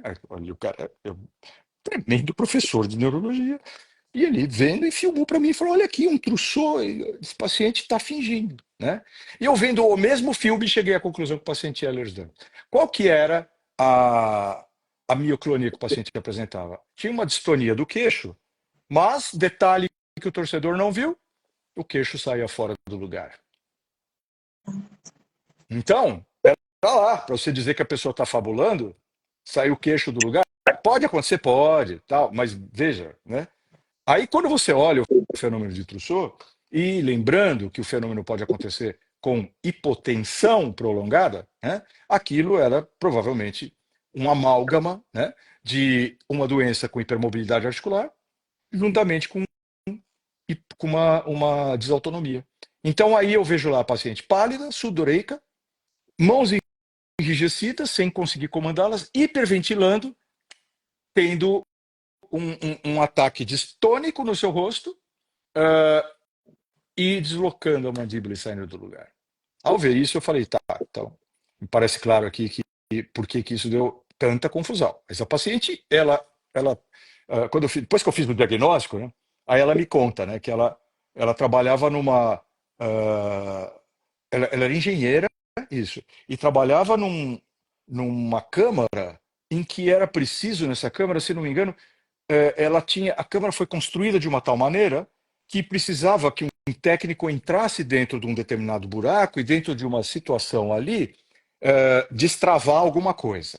Desculpa eu estar falando assim, que eu não sei exatamente, mas a imagem mais ou menos que ela me passa era aquela. E a pessoa escolhida, quem que era? Ela. Porque ela conseguia. Né? Ela conseguia se contorcer, chegar ali naquele ponto, destravar a máquina e beleza. E aí começa a aparecer todos os indícios da hipermobilidade articular que ela tinha. Então, realmente, assim, a frequência com a qual a gente realmente pode ver crises convulsivas não epiléticas, salvacionais, portanto, né, em pacientes com síndrome de Ehlers-Danlos, é mais frequente. Porque são pacientes submetidos a esse amálgama. Hipermobilidade, muitas das vezes junto com prolapso da válvula mitral. Nas descrições iniciais de prolapso da válvula mitral na década de 50, isso já existia como sendo parte da mesma coisa chamada síndrome do prolapso da válvula mitral. Isso mudou, né? Mas provavelmente estavam vendo os mesmos pacientes que hoje a gente vê e classifica de forma diferente, né? Interessante. Doutor, após as convulsões, acho que assim, das últimas questões assim, que a gente tem, muitas vezes, Miriane, depois de posso só convulsionar, comentar uma coisinha? pode. Desculpa, eu vou te interromper um pouquinho, mas é que eu não entreguei até o fim. Você me perguntou do movimento dos olhos, e isso é muito importante, porque é uma das primeiras perguntas que eu faço para alguém. Trouxe um paciente com epilepsia, sem epilepsia, trouxe um paciente se debatendo. Eu pergunto, alguém viu isso? Né? Aí a pessoa fala, eu aqui vi. Tá. Você viu os olhinhos? Aí a pessoa, vi Sim. os olhos. Estavam desviados ou não? Aí vem. Porque a pessoa, quando tem crise convulsiva, não epilética, não psicogênica, os olhos invariavelmente estão virados para cima, na maior parte das vezes. Muito menos vezes eles vão estar virando para baixo ou virando para um lado só. Isso também pode acontecer. Mas é com muito mais frequência olhar para cima. Então, ter uma pessoa que faz esse movimento aqui, estica o corpo, olha para cima, olhar para cima, olho aberto, e começa a se sacudir, esse é o típico, que é a convulsão, crise convulsiva não epilética, não psicogênica, que é provocada por uma síncope. Então, é a síncope convulsiva, característica. O olho ele pode se mover de um lado para o outro? Assim? Normalmente não é o que acontece, é um desvio tônico. Quando Ah, acontece do olho mexer de um lado para o outro, a pessoa já está conseguindo ouvir, ela já está conseguindo sair tá. do descontrole. Só que não está conseguindo levantar. Aliás, levantar pode não ser um bom negócio, né? Porque é aí que começa a ter. Por que tem 1 hora, 2 horas, 3 horas se não corrigir? É isso. Tá? Me lembro aqui de um Porque pobre a pessoa garoto. acha que dá É uma verdade. levantada, pum, volta de Isso, novo e acontece tudo de novo. exatamente. Então, eu estava lembrando Tem um aqui de um pobre garoto ciclo. morando na Austrália, lugar bem quente, e ele já tinha saído do Brasil. Antes de sair do Brasil, ele tinha vindo no meu consultório e já tinha tido algumas crises não epiléticas. Aí, quando ele teve uma crise lá, aí os pais me telefonaram da Austrália para dizer: olha, ele teve uma crise epilética, nós levamos ele num hospital e lá foi visto por neurologista que falou que ele teve crise epilética, né? Falei, certo, eles estavam no ônibus. Desculpa, falei, onde que isso aconteceu? Ele estava num ônibus. Ele estava num ônibus. Então vamos lá. O neurologista estava no ônibus? Não. Tá. Vocês contaram para o neurologista que ele estava num ônibus? Não. Tá. Vocês contaram para o neurologista que quando ele desmaiou sentado no ônibus? Não, por quê? É importante? Ele deitou? Não, ele não deitou. E quando ele deitou? Não, quando ele deitou foi quando puseram ele na maca. E aí vocês estavam? Assim, aí a gente estava. E você viu ele convulsionar? Não. Então, quer dizer, deitado ele não estava convulsionando? Não. Mas no ônibus sentado ele estava, entendeu? Então aí, lugar quente, aquela coisa toda. Mas o neurologista comprou a história. Mas o neurologista é australiano. Desculpa, amigo. Comeu bola. Então, ali, o que era para acontecer? Primeiro, tratar o garoto, para não ter mais a condição dele se expor naquela situação. Mas, curiosamente, a É pior, propósito né? Tá. deste momento, como ele é meu paciente, ele me contou. Eu falei assim para ele, mas me conta uma coisa, veja só. Até a título de autoinstrução, porque ele falava, como é que eu tenho que atuar na hora que eu começo a reconhecer esses sinais? Né? É a questão, quando os sinais aparecem, já é um pouco tarde.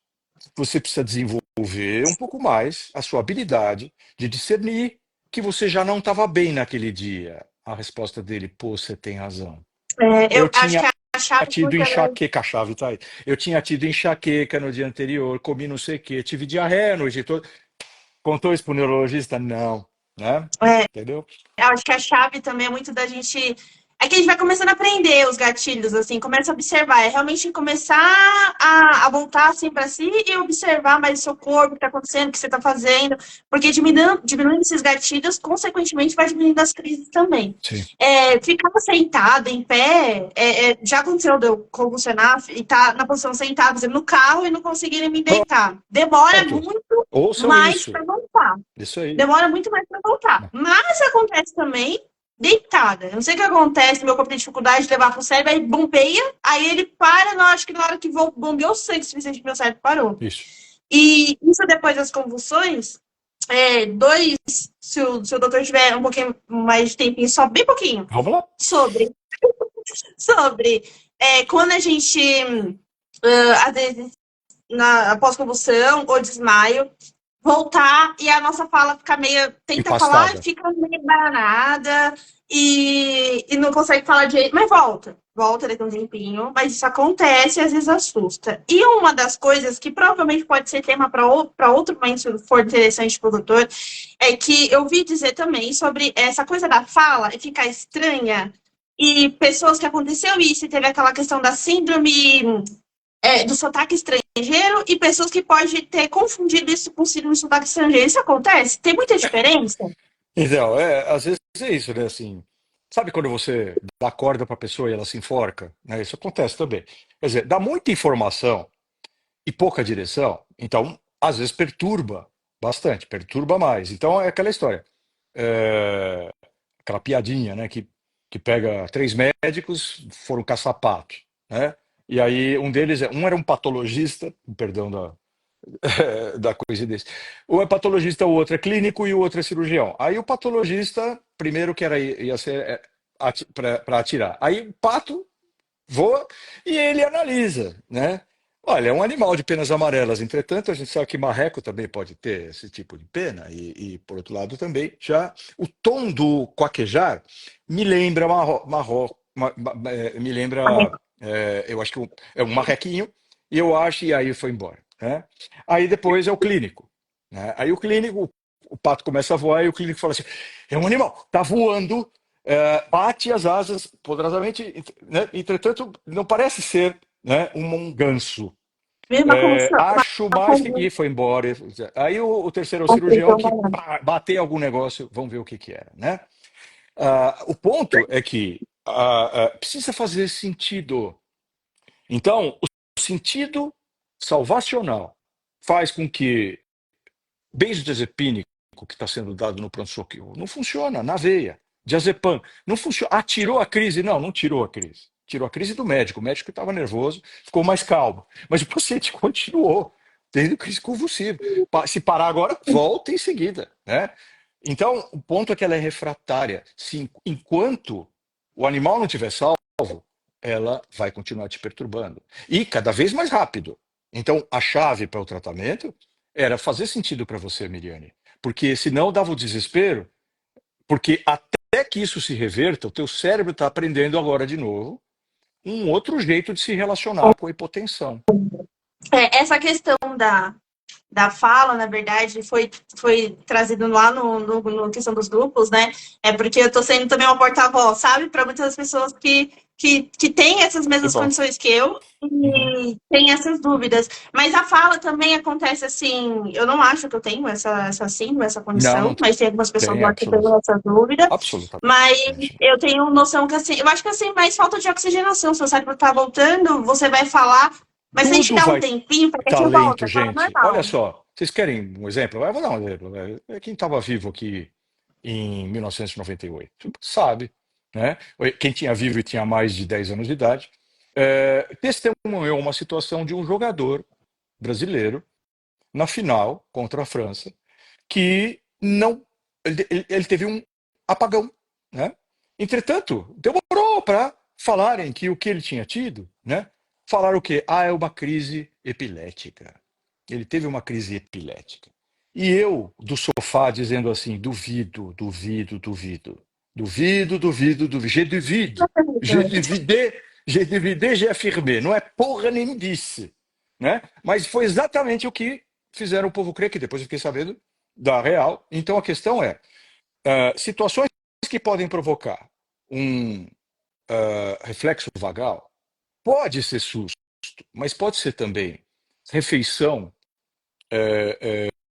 abusiva, rápida. A pessoa comer muito rapidamente faz uma distensão vagal. E se ela, depois que comeu muito, não deitou porque já tinha refluxo, né, ficou com a cabeça acima do nível do coração. Aí, eis que de repente, né, a pessoa que estava do lado dele viu ele tendo uma crise convulsiva. Né? Uma crise convulsiva. Foi chamar o doutor. Aí o doutor chamou outro doutor, porque aquele doutor era ortopedista. Aí foi chamar outro doutor, que o outro doutor, e daí a pouco, então, ele já não estava mais tendo, mas foi levado por uma pessoa crível, né, que estava do lado e viu ele convulsionar, pegou, enfiou em l'ambulance, né, e levou as chances do tetracampeonato ali naquele momento, do penta ali naquele momento. E je dizia, né, que se fosse mesmo crise epilética, ele podia voltar e jogar. Porém, uma vez que o cérebro dele estava submetido a um regime de pressão baixa, não reconhecido por um tempo, né, pelo menos, as chances de que ele jogasse e fizesse alguma coisa realmente melhor não eram boas. Não era só falar que não estava bom. O equilíbrio não estava bom. A visão não estava boa. Então não dá para falar em síndrome de língua estrangeira, né, se não teve um AVC. É outra história. Né? Então, claro, a fala empastada pode acontecer porque a pessoa está com a língua pesada. É uma das coisas.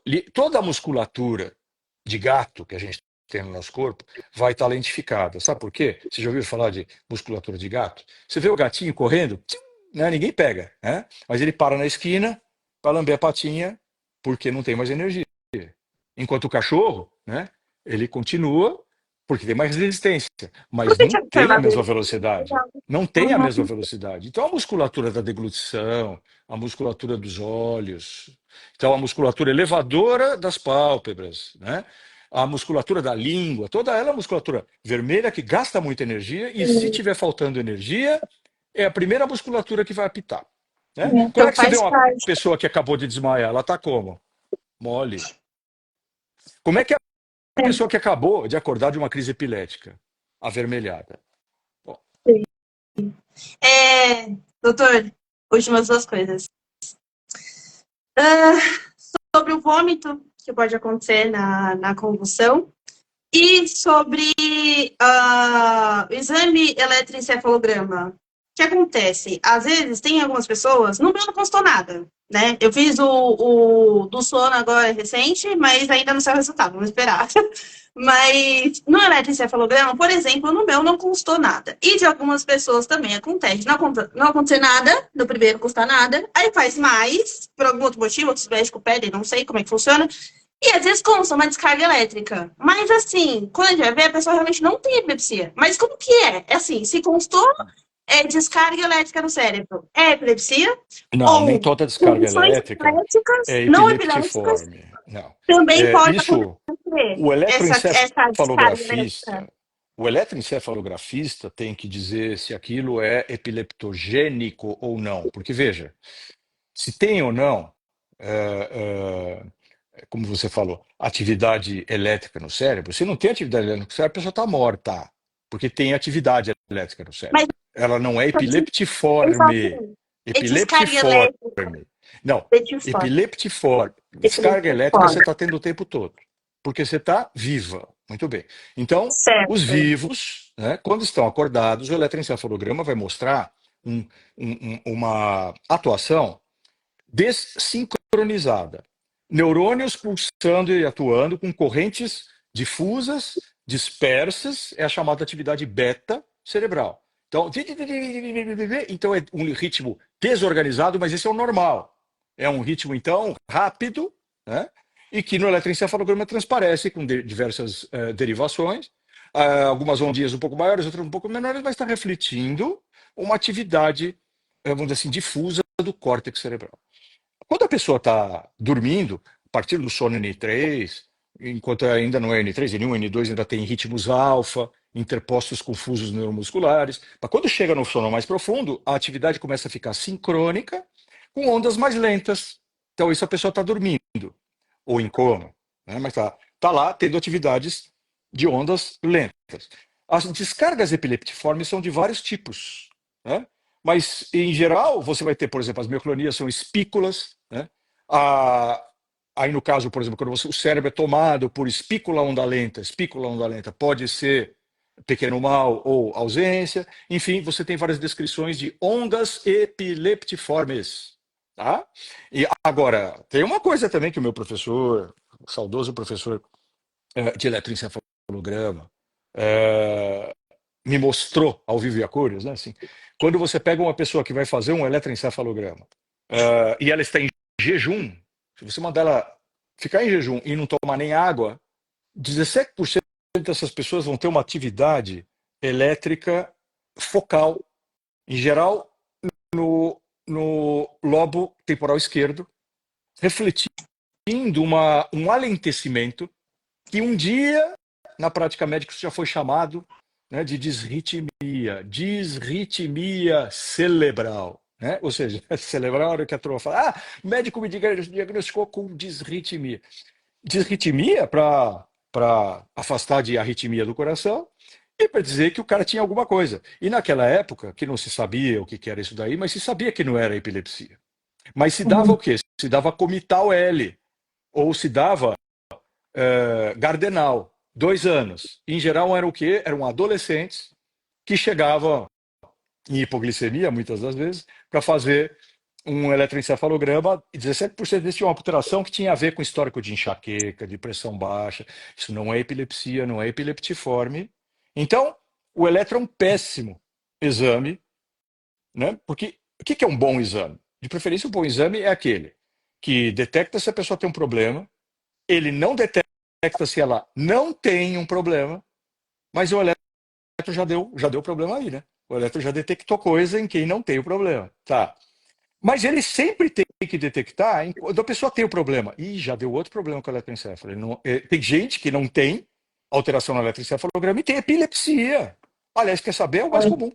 Né? Era uma das coisas Agora, que outra coisa é você fazer o eletroencefalograma enquanto a pessoa está tendo a crise.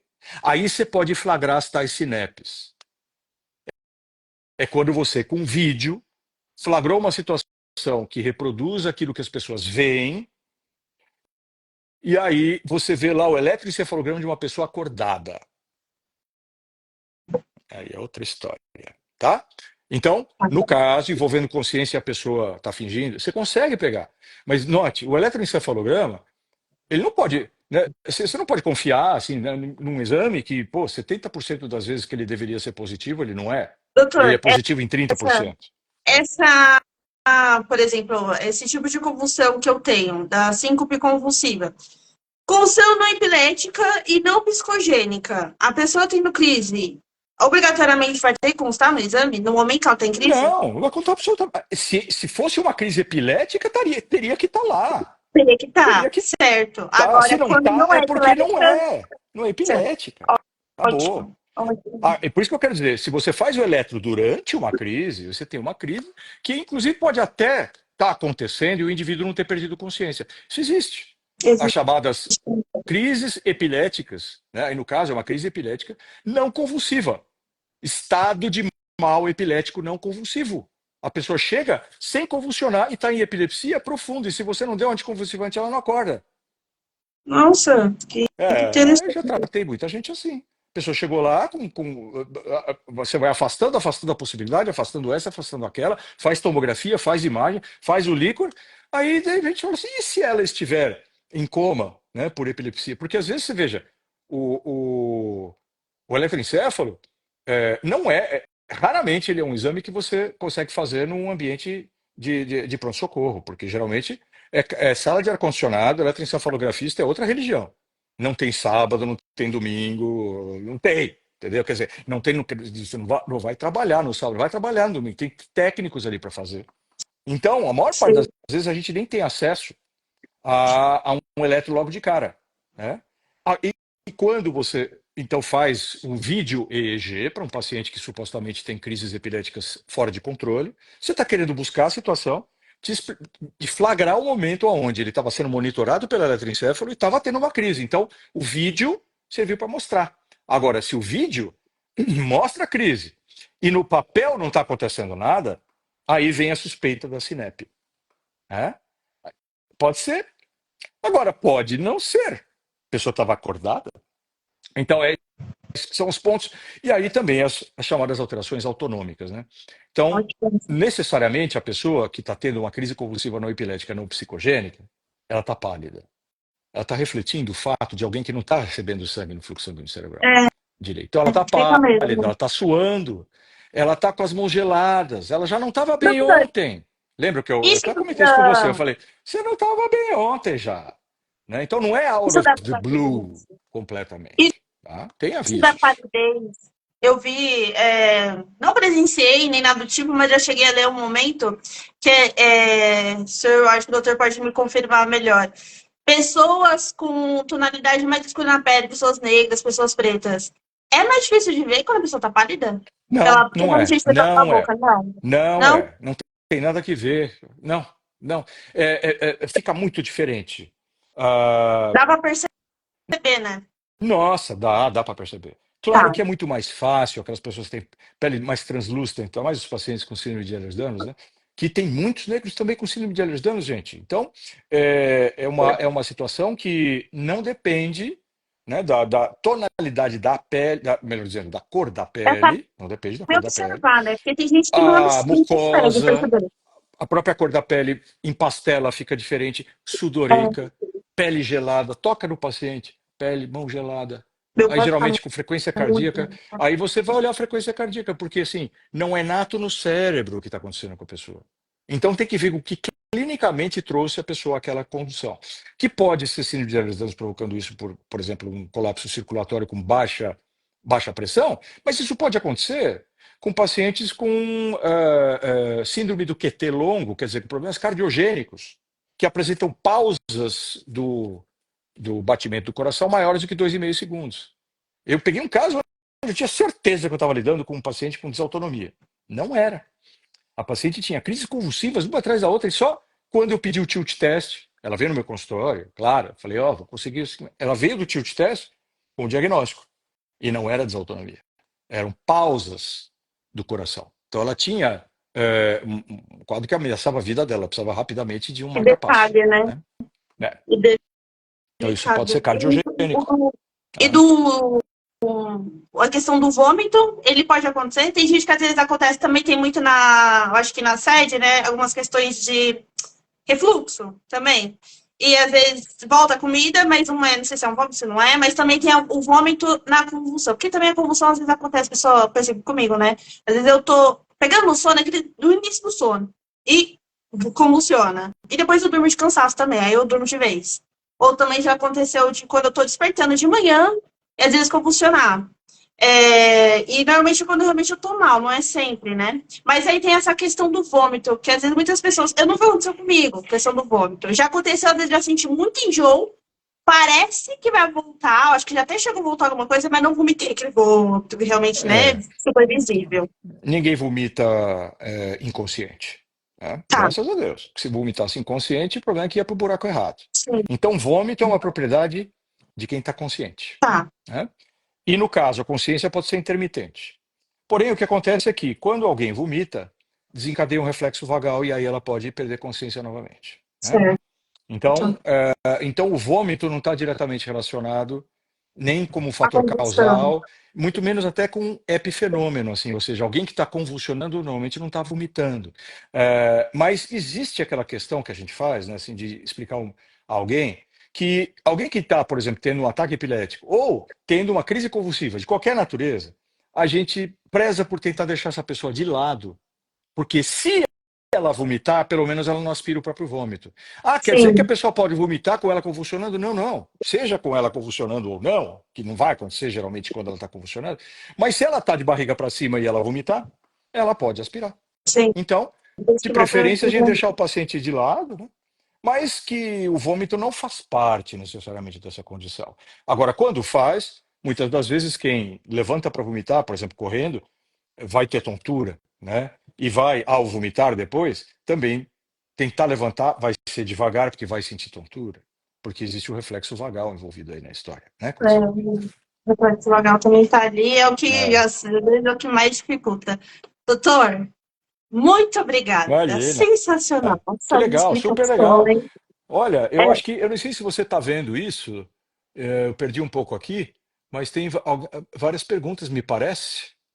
nossa, Eu só não bastante. sei se alguém. É bastante gente se manifestando aqui, e aí eu até exorto vocês, se for alguma pergunta que vocês fizeram que eu não vi, me pergunta aqui de novo, mais para o fim, que aí eu consigo ver. Olha, tem uma aqui que diz assim: disseram que meu filho ao nascer teve crise convulsiva, porém ele tinha hidrocefalia e malformação no cerebelo, Arnold Chiari tipo 1. Ele foi diagnosticado com espasticidade e acredito que tenha sido um episódio. Aí interrompe. Aí peraí, pode ser, se bem que como ele tem essa história de hidrocefalia, então eu não tenho nenhum detalhe sobre isso, mas assim, quando se tem hidrocefalia, pode estar em jogo a pressão de perfusão cerebral diminuída. Por exemplo, uma criança que está ao nascer ou perinato, né, com hipertensão intracraniana. Então o coração acaba tendo um pouquinho mais de trabalho, né, para tentar vencer a pressão intracraniana que está fazendo uma resistência. E nessas condições podem haver as chamadas crises convulsivas, assim, no nascimento, que podem ou não estar relacionadas a uma encefalopatia, né? Então aqui a presença de Arnold Chiari tipo 1, que aliás é a malformação, a única malformação realmente associada à síndrome de Ehlers-Danlos, né? A Chiari tipo 1. Então, assim, de repente, é uma criança, é uma zebrinha. Sabe se não é? Ó, Tá? Aí vamos doutor, lá. Alguém nas fala aqui perguntas, também de você. Fala, Débora, diga. apareceu aqui da Silvia, né? Ela comentou assim, perguntando para o doutor, disse que tem algumas crises convulsivas parecidas comigo, e gostaria de saber quando eu tomo anticonvulsivante aumenta as crises, porque não é epilético, né? É por isso que às vezes pode piorar, e ela diz que o neurologista dela diz que não. Eu vejo muito pessoal falando isso, que eu convulsiono, não tem epilepsia, ou aparece alguma coisa lá no eletroencefalograma e começam a tratar como epilepsia. E a pessoa toma anticonvulsivos, né? E não resolve, às vezes até piora. E é uma coisa que o doutor já comentou, né? Que não vai resolver, né? Com Não o anticonvulsivo. vai.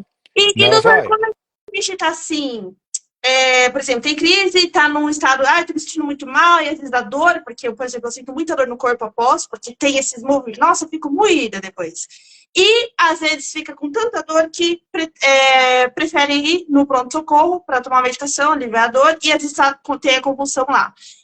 E de imediato, eles costumam dar o diazepam na veia. Assim, o paciente começou a ter os movimentos, eles vão lá e botam na veia. Não dá nem tempo de nada. Tem alguma coisa assim? Tem alguma medicação que realmente colabora com a gente nesse momento? Ou é Não, só um não, soro não, para não. ajudar a Nesse hidratação? momento, você já está recebendo a colaboração do corpo, né? O que precisa fazer é parar de atrapalhar. Então, se alguém vai lá, pega a tua cabeça e faz assim, está atrapalhando. Se não Ele só fizer precisa ajudar Trendelenburg, o corpo um se não fizer pouquinho. Trendelenburg com a cabeça para baixo em relação ao corpo, está atrapalhando, né?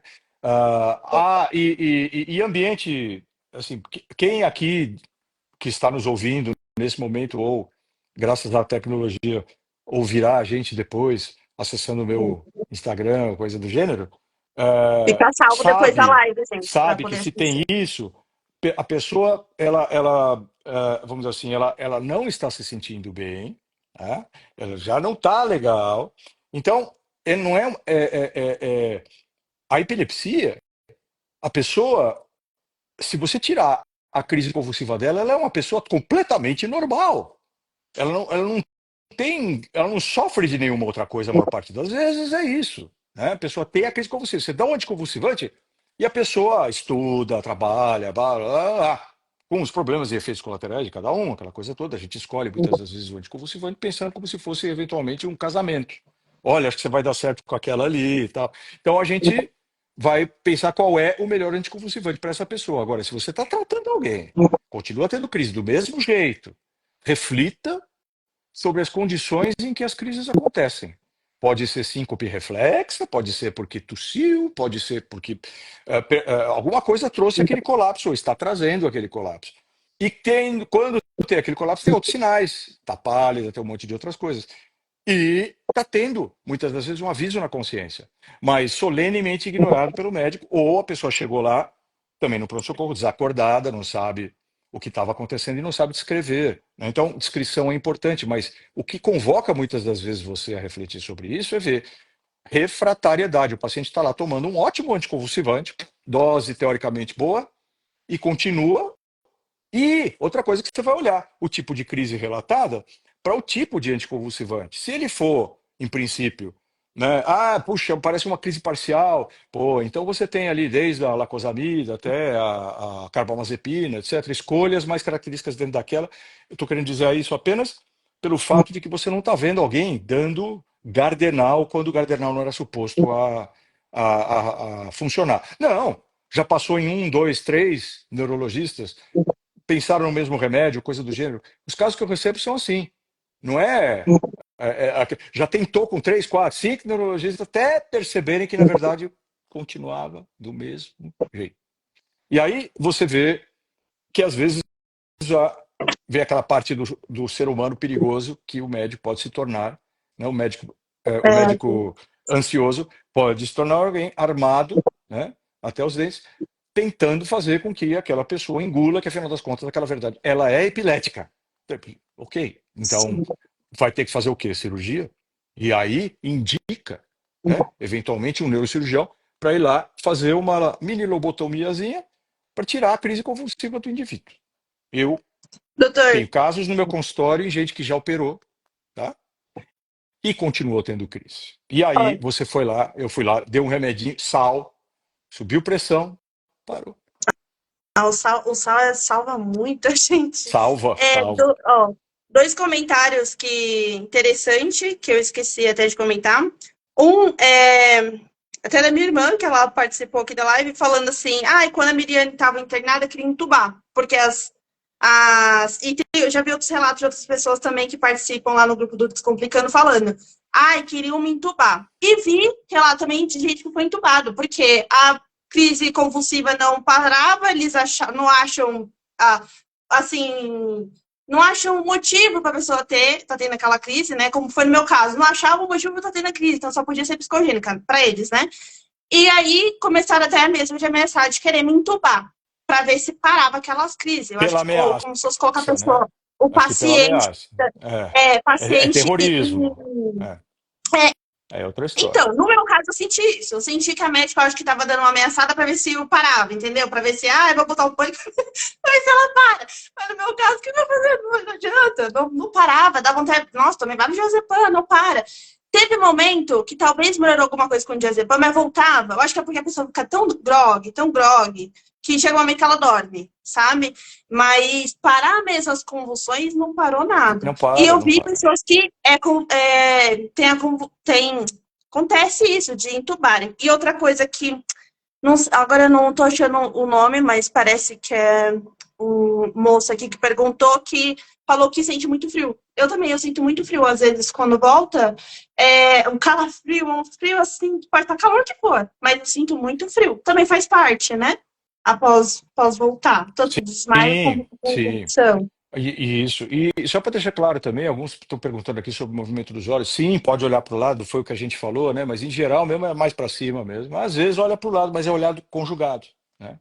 Sim. Agora, realmente é muito mais comum sentir frio, descontrole térmico, né? Porque é o sistema nervoso autônomo que está em jogo aqui, né? E no caso, antes dele te produzir convulsão, ele já, muitas das vezes, já fez vasoconstrição da pele, né? Aumentou a frequência cardíaca, descarga adrenérgica já está acontecendo, mas não acordou a pessoa, não resolveu o problema. É isso que eu quero dizer. Por que é salvacional? Porque não te larga enquanto não resolver isso. Só que você está achando que o problema é outro, né? Aí é outra história.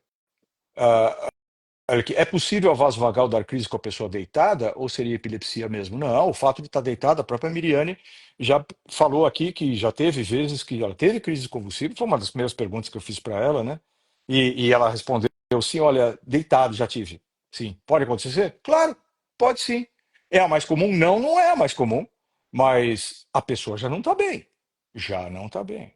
E a pessoa com mais idade, que eu já fiz diagnóstico de síndrome de Ehlers-Danlos, com 92 anos de idade, a queixa que trouxe ela para o meu consultório foi essa. Ela foi trazida pelas filhas, porque ela tinha crises epiléticas aos 90 e poucos anos, durante o sono, né? É, claro que uma das chaves também do tratamento era o tamanho do travesseiro do paciente, mas assim, o ponto era que ela tinha tantos outros sinais de colapso vasovagal que ficou até meio fácil, assim, né? E aí eu lembro que no retorno dela, uma velhinha linda, meu Deus, gente, era muito fofa, olhos lindos às vezes, falou assim para mim, doutor, a única coisa que eu acho, isso aí tudo que o senhor me contou de como é que era, meu refluxo, as minhas dores a minha vida inteira, minha pressão baixa, eu desmaiei tantas vezes.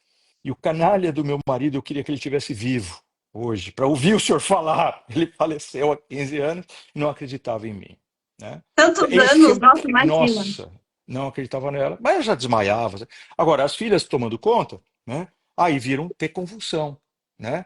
Aí eu falei, então, o material da sua mãe é tão bom, né? Que sabe se autoproteger dessas situações e tá dando um jeito. O problema é que não é gostoso de ver. Então, o que a gente precisa fazer é ajudar, é parar de atrapalhar. Ajuda, sobe um pouquinho a pressão dela, né? Pronto, acabou.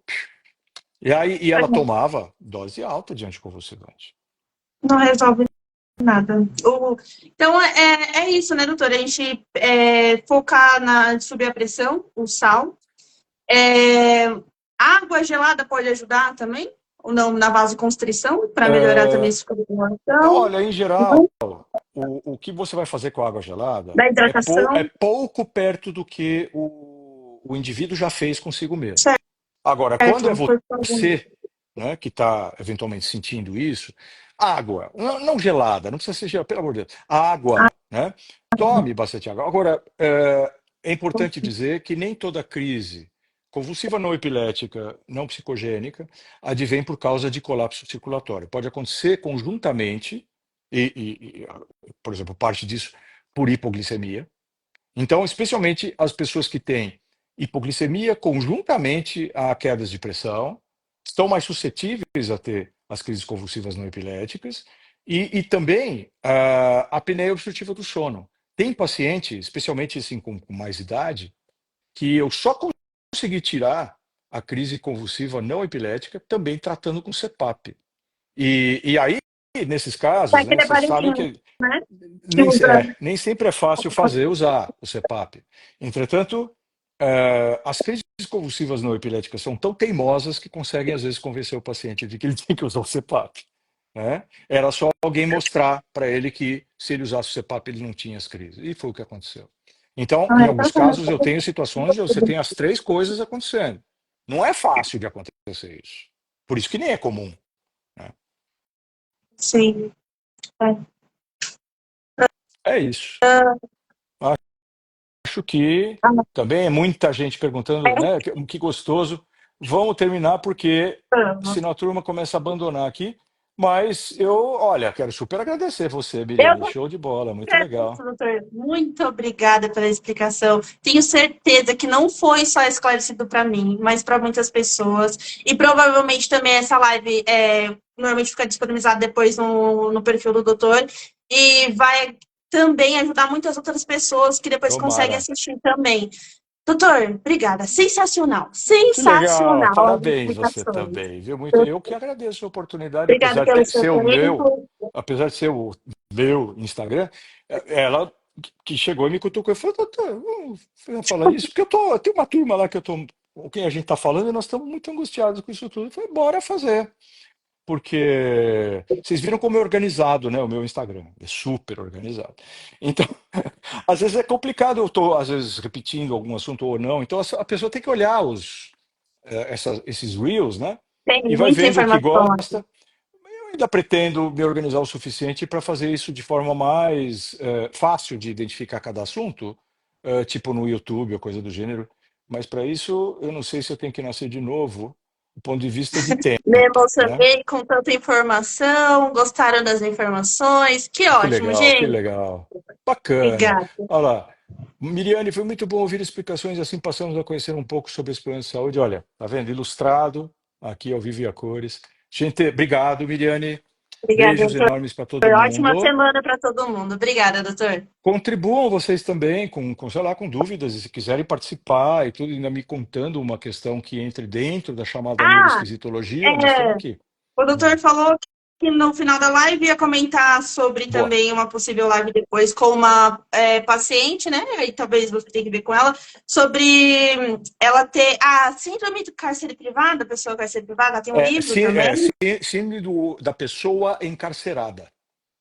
Síndrome da pessoa encarcerada. São pessoas que, pelo contrário, têm consciência completamente preservada, mas não conseguem mexer o seu corpo, É excetuando-se muito as interessante isso. pálpebras. Então a pessoa está lá consciente, se você fizer um código com piscamento, o paciente te responde. Exatamente. Uau! Pensa Isso é nisso, muito né? legal.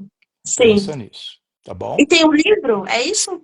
Sim, então essa pessoa, eu vou aqui falar, eu acho que não sei se eu preciso do consentimento dela, embora ela seja minha paciente querida, e há muitos anos eu não a vejo, chama-se Luciana Scotti. Scott escreve-se Scotti.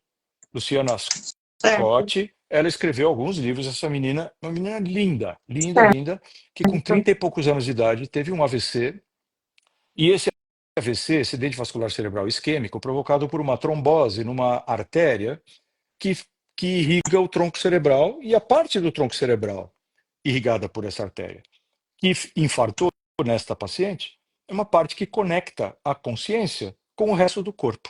Então, aquela pessoa passava como alguém que estivesse em coma, mas ouvia e interpretava tudo que todas as pessoas estavam falando o Nossa, tempo inteiro, mas não imagina. conseguia se mexer. E É, aí, quando fui visitá-la na UTI do Einstein, me chamaram e foi aonde eu percebi que sim, era um caso de síndrome, a gente, né, locked in syndrome, né, síndrome da pessoa encarcerada. Aí eu falei, Luciana, se você está me ouvindo, aperte minhas mãos uma vez. Nada. Aperte duas vezes se você estiver ouvindo. Nada.